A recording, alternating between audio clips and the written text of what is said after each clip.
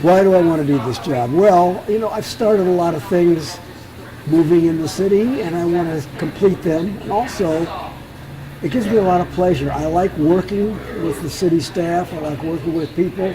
I like seeing projects move forward, and we're not done. What's it like on a day-to-day basis when you talk to people? What do they ask you?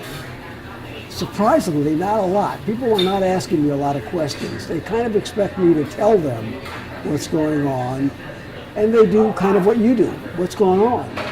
That's what most people want to know. They don't have any specific question, which is not to say that I don't get an email or a phone call from somebody with a specific problem, because I do. Hi, Mel. How are you? Good, you? I'm doing well. I think I'm going to have 2 over well and a bagel this morning, usual. Thank you. So what do people think that you can do for them?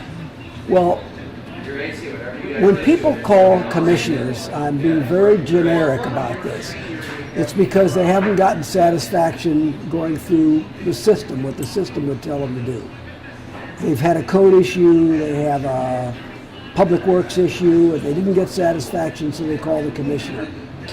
Sometimes they call them first, but most of the time when I get a call, it's because they've not gotten satisfaction somewhere else.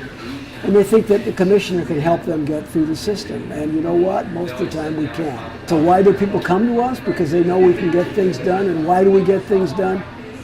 Because the truth of the matter is, when I call Public Works or I call the department head, I'm going to get more attention than the citizen will. Thank you, Mel. You're very welcome. Anything else? No, I'm fine. Enjoy.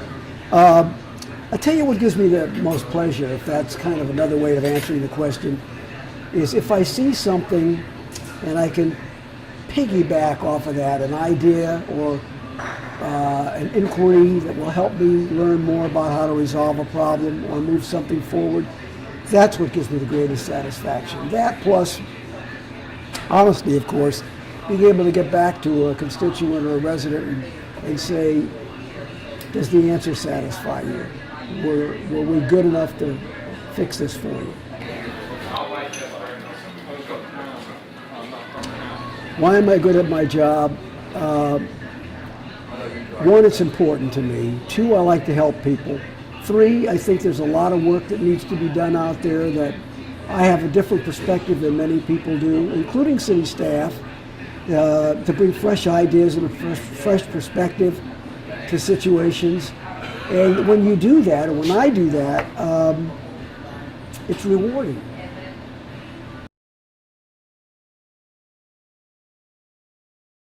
To say something's never changed, it's still pensions and budgets for us.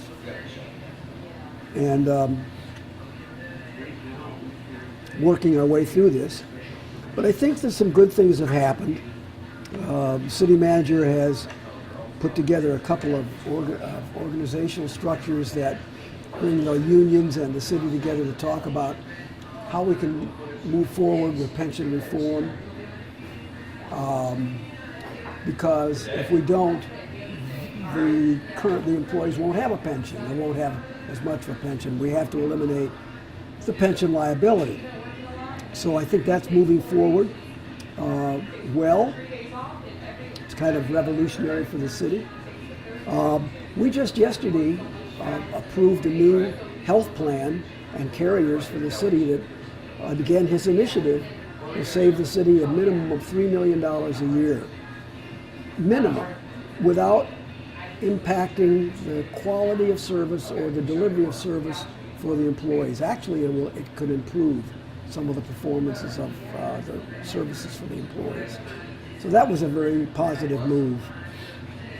It's painful because a lot of special events that are important to the residents we had to cancel. There's no St. Patrick's Day parade. There's no MLK celebration. There are things that historically been important to the community that we've had to cut out this year. We're not trimming trees.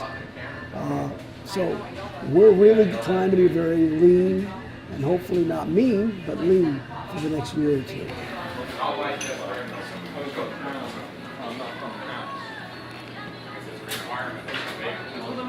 I think I can tell you, I will not be a commissioner in 20 years.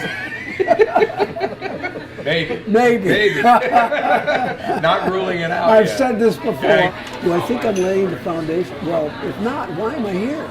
I mean, that is why I'm here. I'm not thinking 20 years out because I can't think that far. I'm thinking about next year and the next year and the next 2 or 3 years after that when I can be here and make a difference. I have a list. I'm putting together a list of projects and priorities that I want to work on. I've got 10 or 12 things that over the next 3 or 4 years I'm going to work very hard to accomplish. Change the way we look at and enforce our property standards. Make the permitting process user-friendly. Bring Tri-Rail Coastal Link to downtown Hollywood and the University Station complex that we talked about before to Hollywood.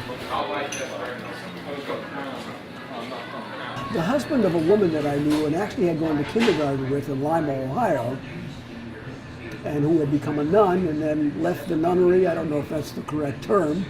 Her husband called me and asked me if I wanted to be on an advisory board in the city. I don't know why he called me. I'd never met him. And it was Community Development Advisory Board, and I took the job, went on the advisory board, loved it, because I knew nothing about Hollywood. I traveled a lot, I wasn't here much. And it helped me understand Hollywood. And Community Development Advisory Board distributes block grant funding from HUD. So I loved it, knowing that we were helping people get into safe housing, or maybe the first time they ever owned a home. And I was making a presentation to the City Commission because I'd become the chairman. I'm making an annual report, and afterwards one of the commissioners who was not going to run again, because they were going to run for the county commission, asked me if I would consider running for the commission. I said I would. We did not have districts at the time, and she wanted me to run against an entrenched veteran politician, Kathy Anderson. And I did a little research and I said, I can't beat her. There's no way. But there was another seat available, and I said to these folks, I can't run for that seat because I can't beat her, but I'll run for this seat. And they said, well, we already have somebody for that seat.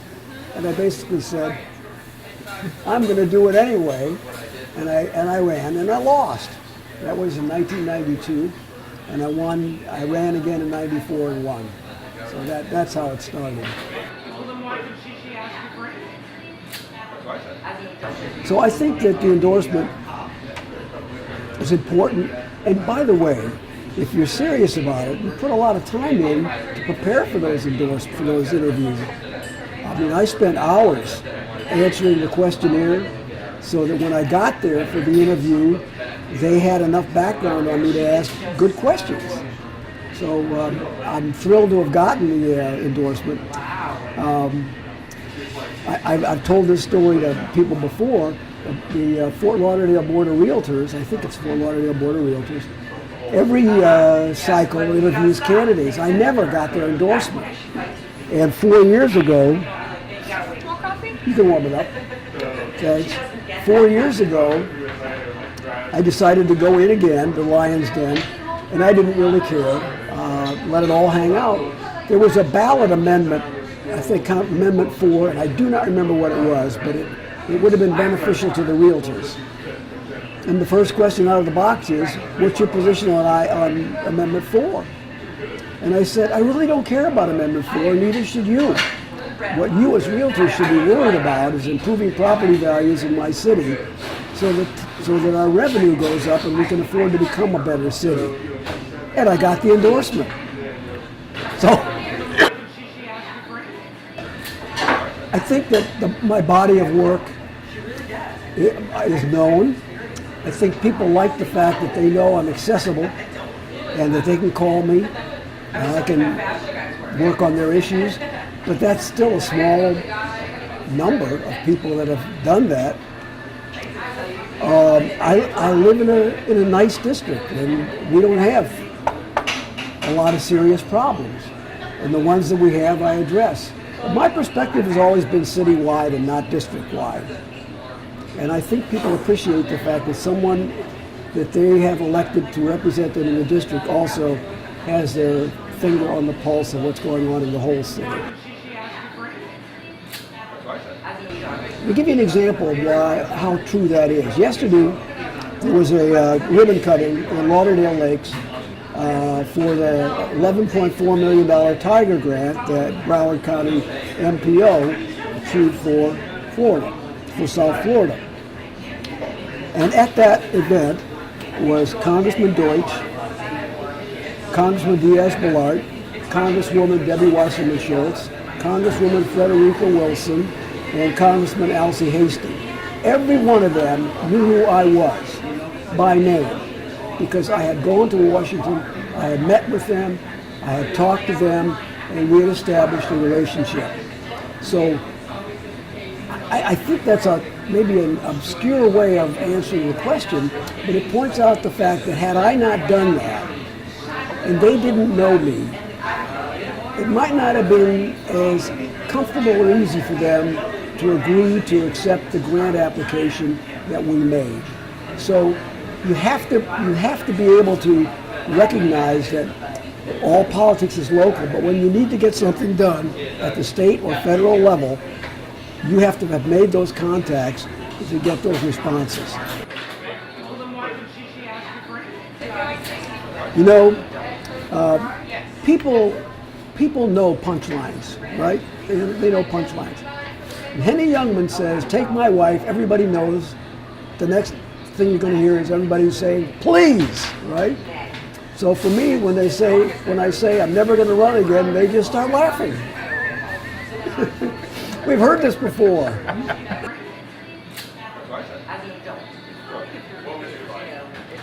I don't have that much ego. I don't care. My kids will decide. That's good. But you know, you will be remembered. Somebody is going to write a newspaper article about you and your service to the community. A lot of people are going to remember you for a lot of different things that you did that improved life here in this community and in South Florida. Well, I hope so. I hope that people do that. I won't know it, of course, but that would be nice.